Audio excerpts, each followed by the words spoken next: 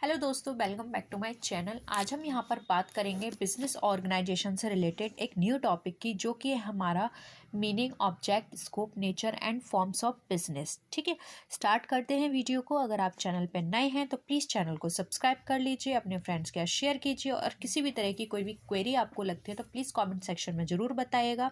इसके साथ ही साथ आप अभी तक आपने चैनल को बेल आइकन पे क्लिक नहीं किया तो प्लीज़ उसको भी ज़रूर क्लिक कर लीजिएगा, जिससे कि आने वाले वीडियो का नोटिफिकेशन आप तक पहुंच जाए। स्टार्ट करते हैं। सबसे पहला क्वेश्चन देखिए, जो staff functions are those functions which, आपको बताने हैं कौन से फंक्शंस होते हैं स्टाफ फंक्शंस। फर्स्ट है, do not have direct responsibility for accomplishing the objectives of the organization, are secondary in character, are of advisory character, या फिर ऑल आर करेक्ट। बताइए। स्टाफ फंक्शंस बताने हैं।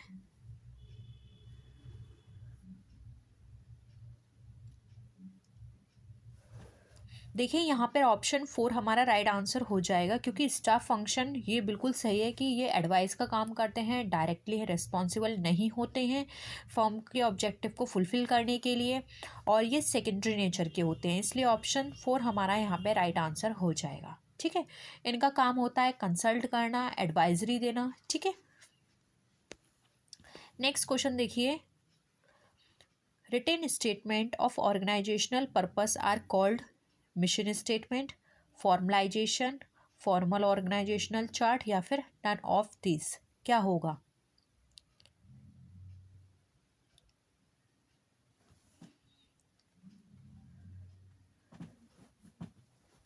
देखिए, ऑर्गेनाइजेशन के अंदर एक रिटन स्टेटमेंट बनाया जाता है ऑर्गेनाइजेशन के, जिसमें ऑब्जेक्टिव सारे मेंशन होते हैं।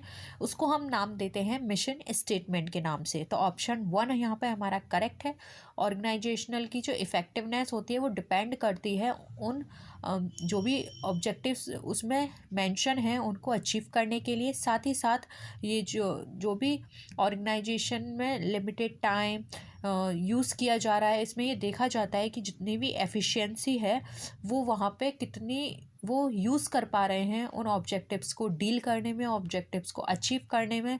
साथ ही साथ वो ये भी देखते हैं कि वो अपने जो भी रिसोर्सेज हैं उनका ऑप्टिमम यूटिलाइजेशन कर पाएँ और मैक्सिमम लेवल पर वो अपने ऑब्जेक्टिव्स को अचीव करें। किसके साथ? Optimum usages of its resources. ठीक है, यहाँ पर 1 हमारा राइट आंसर हो जाएगा। नेक्स्ट देखिए, the general pattern of behaviour, shared belief and values that members have in common is known as organisational climate, organisational culture, organisation effectiveness, या फिर ऑर्गेनाइजेशन मैट्रिक्स। बताइए।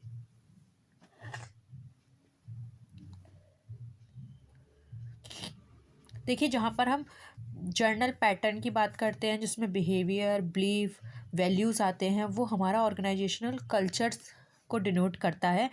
अब ऑर्गेनाइजेशन कल्चर भी हमारे 4 तरीके के होते हैं, जैसे कि clan culture, adhocracy culture, hierarchy culture, market culture. इन पर डिपेंड करता है। ठीक है, ऑप्शन 2 यहाँ पे हमारा राइट है। नेक्स्ट आइए, which among the following is a non economic activity. अब आपको बताना है इसमें से कौन सी नॉन इकोनॉमिक एक्टिविटी है। Business, service, charity, profession. तो डिस्कस नहीं करते हैं, डायरेक्ट आंसर पे आते हैं। चैरिटी, क्योंकि देखिए बिजनेस प्रॉफिट के लिए किया जा रहा है, सर्विस अगेन प्रॉफिट कुछ अर्न करने के लिए, प्रोफेशन भी हम कुछ ना कुछ मनी अर्न करने के लिए करते हैं, लेकिन चैरिटी हम किसी भी प्रॉफिट पर्पज से नहीं करते हैं, इसलिए नॉन इकोनॉमिक एक्टिविटी है। ऑप्शन 3 यहाँ पे हमारा राइट आंसर है। नेक्स्ट आइए, अब हमें बताना है कॉमर्स में क्या क्या इन्वॉल्व है। इन्वॉल्व इन कॉमर्स क्या? Buying and selling of goods only, trade and industry, only trade not industry, या फिर ट्रेड एंड इट्स ऑक्सिलरी। बताइए।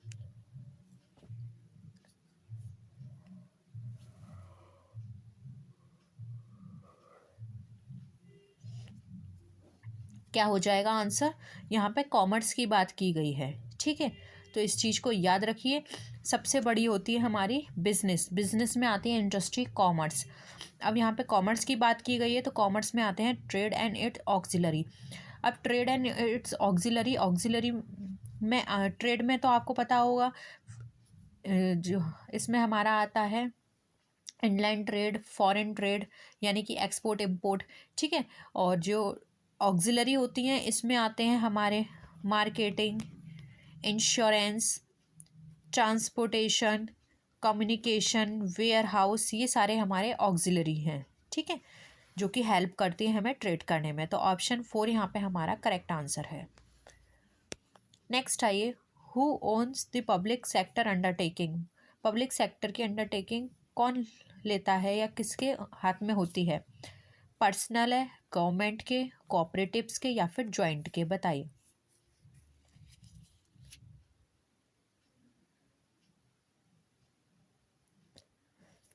देखिए पर्सनल नहीं होती, पब्लिक सेक्टर की बात की जा रही है तो पब्लिक सेक्टर से आप आंख बंद करके आंसर कर दीजिएगा गवर्नमेंट, क्योंकि जो पब्लिक सेक्टर अंडरटेकिंग्स होती हैं उसकी owned, controlled and run by government, ठीक है। तो ऑप्शन 2 यहाँ पे हमारा राइट आंसर हो जाएगा। नेक्स्ट क्वेश्चन पर आइए, the social responsibility of businesses, business की सोशल रिस्पॉन्सिबिलिटी क्या है? To the customers, to the government, to the shareholders, to all of them?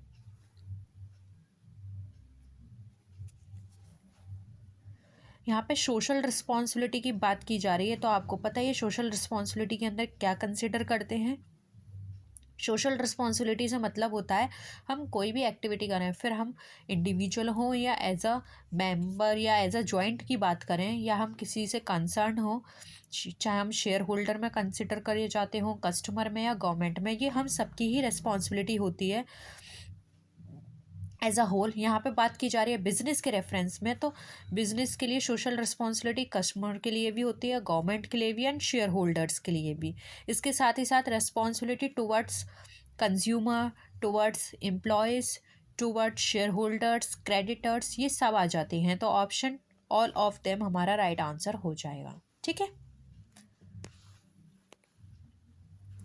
Next आइए, the attainment of a common objective or objectives is evident from the friendly adjustment of specific organ to the organization at it is called। ये जो statement है या हम कह सकते हैं कि ये जो डेफिनेशन है ये किसने दी है? तो ये स्टैटिक क्वेश्चन है।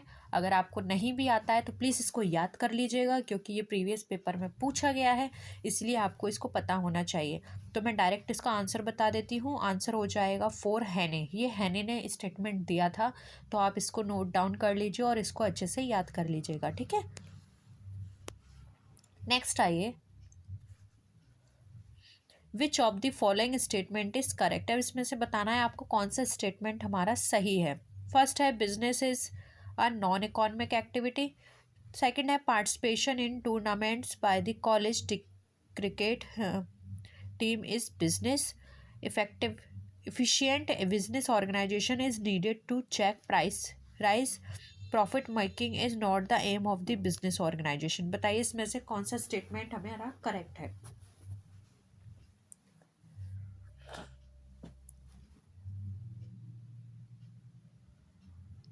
क्या होगा?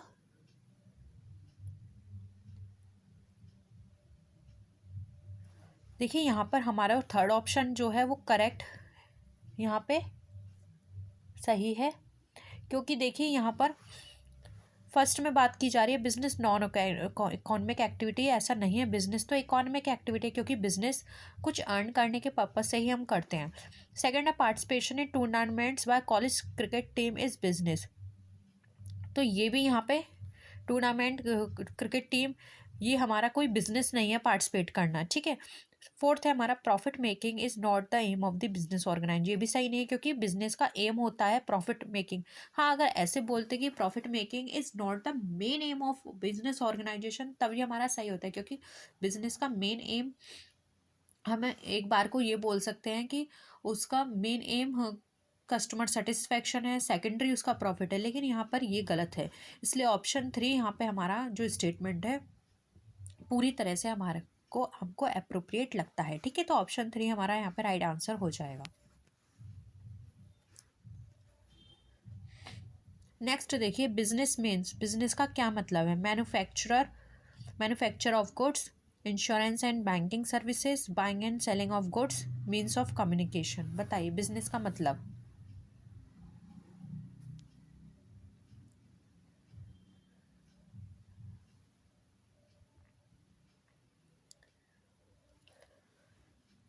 देखिए बिजनेस का मतलब होता है buying and selling of goods से। मैन्युफैक्चरिंग, इंश्योरेंस एंड बैंकिंग, ये हमारा किस में, कॉमर्स के अंदर आ रहा है, इंश्योरेंस एंड बैंकिंग सर्विसेज। ठीक है, बिजनेस में हमारा कंसिडर किया जाता है buying and selling of goods and services. तो ऑप्शन 3 यहाँ पे हमारा करेक्ट आंसर हो जाएगा। नेक्स्ट देखिए, which one of the following is the most democratic form of organisation. अब आपको बताना है most democratic form of organisation क्या होगा? लाइन एंड स्टाफ, कमिटी या फिर फंक्शनल।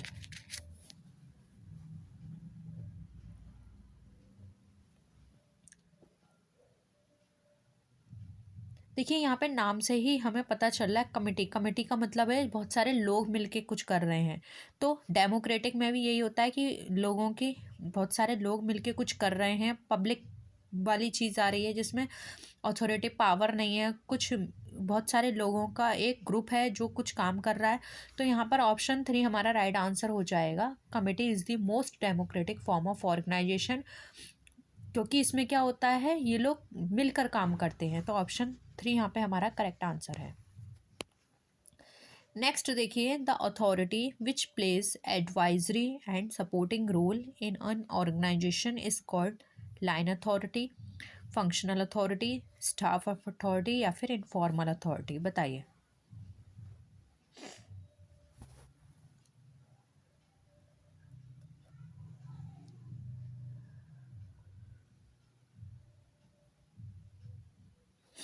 देखिए यहाँ पर अभी हमने स्टार्टिंग में भी बात की थी, फर्स्ट ही क्वेश्चन था शायद हमारा इस वीडियो का, इसमें हमने बात की थी स्टाफ अथॉरिटी की, कि ये स्टाफ अथॉरिटी में क्या होता है, ये बहुत ही सपोर्टिव होती है, एडवाइजरी काम करती है। तो जहाँ कहीं भी आपको एडवाइजरी वर्ड दिखे, आप आंख बंद करके वहाँ पे आंसर कर दीजिएगा स्टाफ अथॉरिटी। ठीक है, तो यहाँ पर ऑप्शन 3 हमारा राइट आंसर हो जाएगा। नेक्स्ट क्वेश्चन देखिए, line and staff organisation is most suitable for small enterprises, medium size enterprises, large size enterprises या फिर कॉटेज एंटरप्राइजेस। बताइए।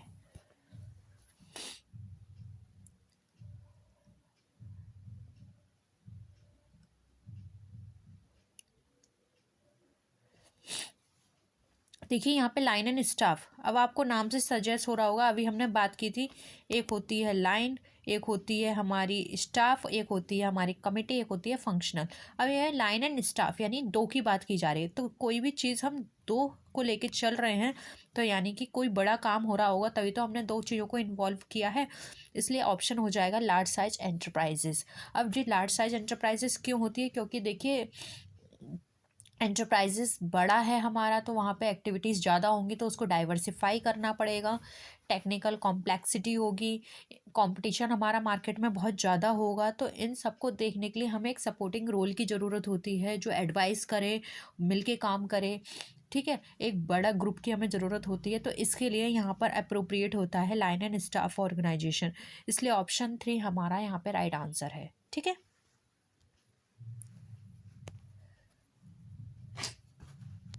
नेक्स्ट देखिए, staff authority render advice, possesses authority, creates chain of command या फिर carries responsibility. क्या होगा answer?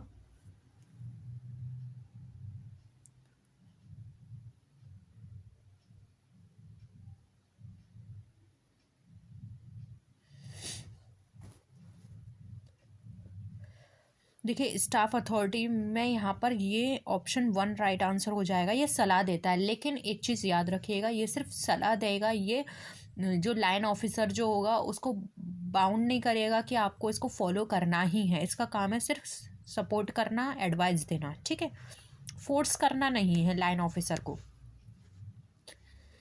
Next है, अब आपको बताना है another name for matrix organisation is, matrix organisation का दूसरा नाम बताना है। क्या है? Flexible organisation, geographic organisation, project organisation या फिर नन ऑफ द अबव। बताइए। सुना है कभी आपने ये मैट्रिक्स ऑर्गेनाइजेशन का नाम?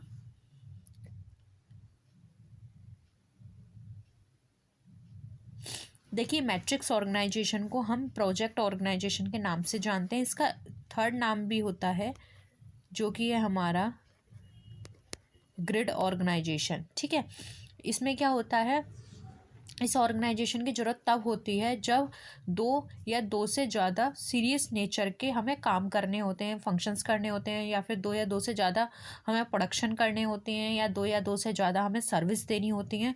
यानी कि इन शॉर्ट हम ऐसे बोल सकते हैं कि जब हमारी ऑर्गेनाइजेशन बहुत कॉम्प्लेक्स होती है तब वहाँ पे इस तरह की ऑर्गेनाइजेशन को फॉलो किया जाता है, जिसको हम मैट्रिक्स ऑर्गेनाइजेशन बोल सकते हैं, प्रोजेक्ट ऑर्गेनाइजेशन बोल सकते हैं, या फिर ग्रिड ऑर्गेनाइजेशन बोल सकते हैं। ठीक है, नेक्स्ट आइए, अब हमें बताना है the role of staff in line staff organisation is, यानी स्टाफ का रोल क्या होता है लाइन ऑर्गेनाइजेशन में, लाइन स्टाफ ऑर्गेनाइजेशन में, अथॉरिटेटिव, एडवाइजरी, फंक्शनल, या फिर कमिटी। अभी अभी हमने डिस्कस किया, बताइए।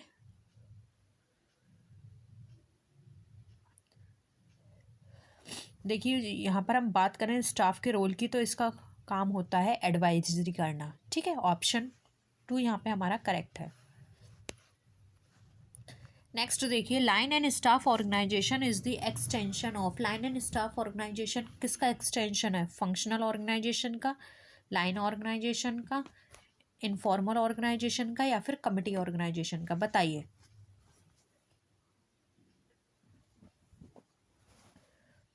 किसका है लाइन एंड स्टाफ ऑर्गेनाइजेशन? ये एक्सटेंशन है हमारा लाइन ऑर्गेनाइजेशन का। ठीक है, क्योंकि लाइन ऑर्गेनाइजेशन में क्या होता है, इतना वर्क नहीं होता, लेकिन कभी कभी जब ज़्यादा वर्क हो जाता है तो वहाँ पे स्टाफ को इसके साथ इंक्लूड कर दिया जाता है, जिसको लाइन एंड स्टाफ ऑर्गेनाइजेशन बोलते हैं। तो ऑप्शन 2 यहाँ पे हमारा करेक्ट आंसर है। नेक्स्ट है business organisation motivates, business organisation क्या मोटिवेट करता है, टैक्स इवेजन को मोटिवेट करता है, अडल्ट्रेशन ऑफ प्रोडक्ट्स, स्किल, या फिर प्राइस इंक्रीज, बताइए।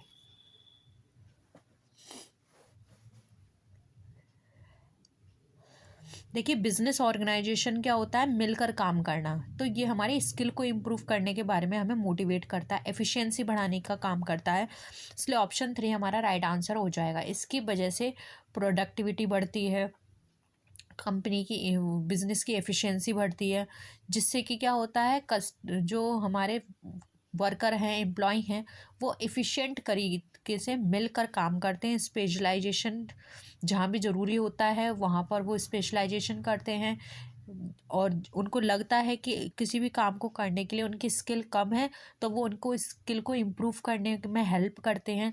तो इसका क्या मेन ऑब्जेक्टिव इन सबको करने का क्या होता है कि वो अपने प्रॉफिट को मैक्सिमाइज करें, साथ ही साथ स्किल डेवलपमेंट को फॉलो करके जो भी कंपनी के ऑब्जेक्टिव्स हैं उसको अचीव करने में उनकी हेल्प करें। ठीक है, नेक्स्ट क्वेश्चन पर आइए। बिजनेस ऑर्गेनाइजेशन इज, अब बिजनेस ऑर्गेनाइजेशन क्या है, आर्ट है, साइंस है, बोथ आर्ट एंड साइंस, या फिर नन ऑफ दीज। आपने ये क्वेश्चन बहुत बार पढ़ा होगा, इसका कॉन्सेप्ट भी आप जानते होंगे। क्या है बिजनेस ऑर्गेनाइजेशन? ऑप्शन 3 हमारा करेक्ट है। अगर हम डिटेल्ड स्टडी करें या फिर बिजनेस के एनालिसिस करें तो हम ये जानेंगे कि वहाँ पे बिजनेस जो है वो आर्ट की तरह भी काम करता है, और यहाँ पर साइंस की तरह भी काम करता है। ये आर्ट क्यों है, क्योंकि इसमें ये टेंडेंसी होती है कि वो बिजनेस की प्रॉब्लम को सॉल्व करे वेरियस मेथड से, साथ ही साथ इम्प्लीमेंट करे उस डिसीजंस को जो कि उससे रिलेटेड है। और साइंस किस लिए होता है, साइंस इसलिए होता है क्योंकि इसमें डिफरेंट रूल्स फॉलो किए जाते हैं, डिफरेंट मेथड्स, प्रिंसिपल अप्लाई होते हैं साइंटिफिक मैनर में, जिससे कि कंपनी के जो भी ऑब्जेक्टिव्स है, जो भी टारगेट है, उनको वो ईजिली अचीव कर पाए। इसलिए ऑप्शन 3 यहाँ पे हमारा करेक्ट है। नेक्स्ट देखिए, which of the following is not a characteristic of modern trade, mass production, research and development, specialisation या फिर एक्सप्लॉयटेशन ऑफ वर्कर्स? बताइए।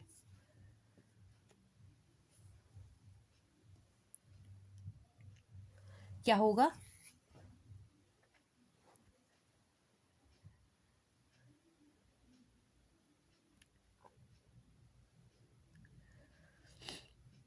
करेक्टरिस्टिक क्या नहीं है? एक्सप्लॉइट करना, वर्कर को एक्सप्लॉइट करना मॉडर्न ट्रेड की करेक्टरिस्टिक नहीं है। उसका मॉडर्न ट्रेड क्या बोलता है? ज़्यादा से ज़्यादा साइंटिफिक मेथड में काम करें, प्रोडक्शन ज़्यादा हो, रिसर्च एंड डेवलपमेंट हो, स्पेशलाइजेशन की बात करता है, लेकिन वर्कर को एक्सप्लॉयटेशन की बात नहीं करता। ये तो वर्कर्स को सेटिस्फाई करने की बात करता है, क्योंकि जो मॉडर्न ट्रेड है इसका ये मानना है कि अगर वर्कर सेटिस्फाई होंगे तो कंपनी को ज़्यादा इफ़ेक्टिव तरीके से वो अपना प्रोडक्ट दे पाएंगे, अपनी सर्विस दे पाएंगे, क्योंकि वर्कर्स खुश हैं तो कंपनी भी ग्रोथ करेगी। ठीक है, तो ऑप्शन 4 यहाँ पे हमारा करेक्ट है।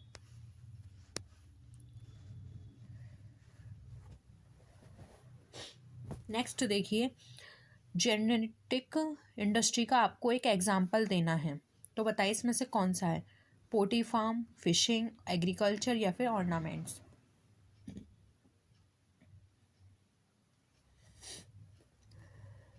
सिंपल है, पोल्ट्री जेनेटिक हम इंडस्ट्री समझते हैं, तो पोल्ट्री फार्मिंग हो जाएगी जिसके थ्रू वो ज़्यादा से ज़्यादा ब्रीड को वहाँ पे बढ़ाते हैं। ठीक है, बाकी सब ऑप्शंस जो हैं जैसे फिशिंग हो गई, एग्रीकल्चर, ऑर्नामेंट्स, ये सब हमारे किस में आते हैं?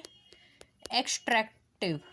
ठीक है, एक्सट्रैक्ट इंडस्ट्री में का पार्ट है, जबकि पोल्ट्री फार्मिंग हमारी जेनेटिक का पार्ट है। नेक्स्ट देखिए, अब आपको बताना है कि एक ऑर्गेनाइजेशन का जो चार्ट है वो क्या बताता है हमें? मैनेजर और सबॉर्डिनेट के बीच के रिलेशन को, या फिर डिफरेंट लेवल्स पे इंडिविजुअल्स के बीच डिवीज़न को, जो भी उनके बीच काम का बंटवारा हुआ है, नेचर ऑफ ऑर्गेनाइजेशन को, या फिर अथॉरिटी रेस्पॉन्सिबिलिटी रिलेशनशिप को? बताइए, ऑर्गेनाइजेशनल चार्ट क्या बताता है?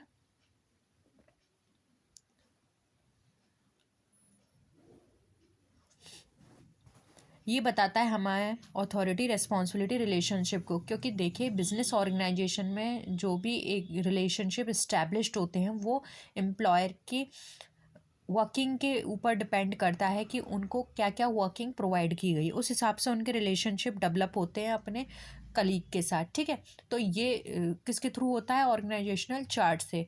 उनको उस हिसाब से अथॉरिटी दी जाती है, रेस्पॉन्सिबिलिटी दी जाती है, और ये जो अडॉप्ट किया जाता है वो ऑर्गेनाइजेशन की वेरियस फॉर्म्स में अडॉप्ट किया जाता है।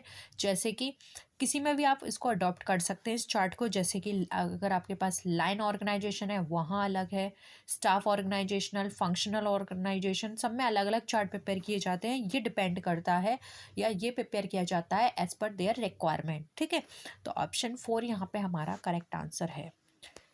तो यही थे आज के क्वेश्चंस। होप आपको सारे क्वेश्चंस क्लियर हैं। किसी भी क्वेश्चन में डाउट लगता है तो कमेंट सेक्शन में बताइए। वीडियो आपको पसंद आती है तो लाइक कीजिए, फ्रेंड्स के साथ शेयर कीजिए। चैनल अभी तक सब्सक्राइब नहीं किया है तो प्लीज़ चैनल को सब्सक्राइब कर लीजिए, साथ ही साथ बेल आइकन पर क्लिक भी ज़रूर कीजिएगा। और किसी पर्टिकुलर टॉपिक पे वीडियो चाहते तो उस टॉपिक का नाम भी कमेंट सेक्शन में बता दीजिएगा। हम कोशिश करेंगे उस पर क्वेश्चंस आपके साथ डिस्कस करने की। तो नेक्स्ट वीडियो में हम आपसे फिर मिलेंगे, तब तक के लिए टेक केयर, बाय बाय।